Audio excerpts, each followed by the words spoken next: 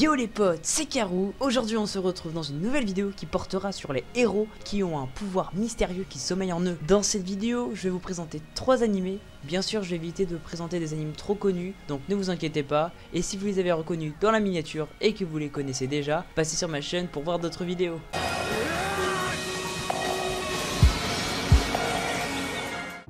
And I got all the drugs in the world that you need.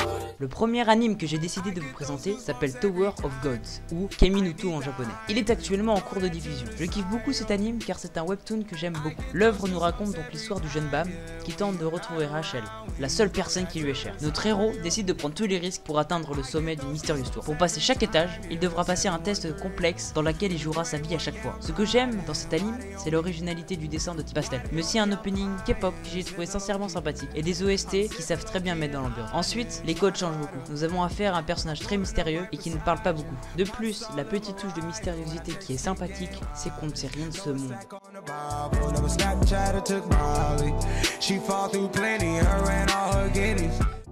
And I got all the drugs in the world that you need. Le deuxième anime que j'ai décidé de vous présenter se nomme Charlotte. L'histoire nous emmène dans un monde où certains enfants développent des pouvoirs spéciaux pendant la puberté. Ces enfants sont appelés les Espers. Mais l'un d'eux, Yu Otosaka, peut sembler être qu'un simple lycéen. Cependant, ce dernier a la capacité de se glisser dans le corps d'une personne et de le contrôler entièrement, mais seulement pendant 5 secondes. Yu a actuellement utilisé ses compétences pendant des années pour atteindre ses objectifs, ce qui lui a permis d'entrer dans un lycée prestigieux. Un jour, il est pris en flagrant délit par l'énigmatique Naoto Mori, incapable de faire marche arrière. Lui et sa sœur Ayumi sont contraints de se faire transférer à l'académie Oshinoumi, un établissement pour étudiants aux capacités surnaturelles. Le bureau des étudiants de cette école dirigé par Nao est chargé de traquer les adolescents qui abusent de leur pouvoir. Ainsi, Yu se voit obligé de rejoindre le bureau des étudiants qui jour après jour le conduira vers la vérité qui attend tous les détenteurs de pouvoirs surnaturels. J'ai beaucoup aimé cet anime parce que les relations entre les personnages sont super sympas. La façon dont les pouvoirs sont apportés est originale et change du shonen classique. Enfin, les OST, l'opening et l'ending sont excellents.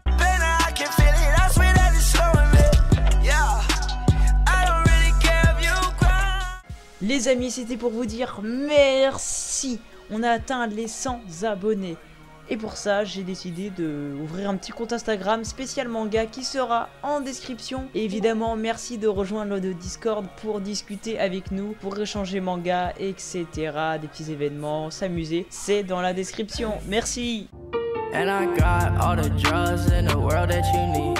Enfin, le dernier anime se nomme Owari no Seraph. Avec l'apparition d'un mystérieux virus qui tue tous les êtres humains âgés de plus de 13 ans, l'humanité devient esclave des vampires auparavant cachés et avides de pouvoir. Ils décident alors d'émerger pour subjuguer la société avec la promesse de protéger les vivants en échange de dons de leur sang. Parmi ces survivants, on trouve Yuichiro et Mikaela Yakuya, 2 jeunes garçons qui ont été capturés dans un orphelinat, ainsi que d'autres enfants qu'ils considèrent comme les membres de leur propre famille. Mécontents d'être traités comme du bétail sous le règne de cruels vampires, Mikaela conçoit un plan d'évasion rebelle qui est finalement voué à l'échec. Le seul survivant à sortir de l'autre côté est Yuichiro, qui est retrouvé par la compagnie Moon Demon, une unité militaire dédiée à l'extermination des vampires au Japon. De nombreuses années plus tard, maintenant membre de l'armée impériale japonaise du démon, Yuichiro est déterminé à se venger des créatures qui ont massacré sa famille. Mais à quel prix? Owari no Seraph est un anime shonen surnaturel, post-apocalyptique qui suit la quête de vengeance d'un jeune homme, tout en luttant pour l'amitié et la loyauté contre des obstacles apparemment impossibles à surmonter. Vraiment, cet anime m'a laissé sans voix, avec ce monde bien écrit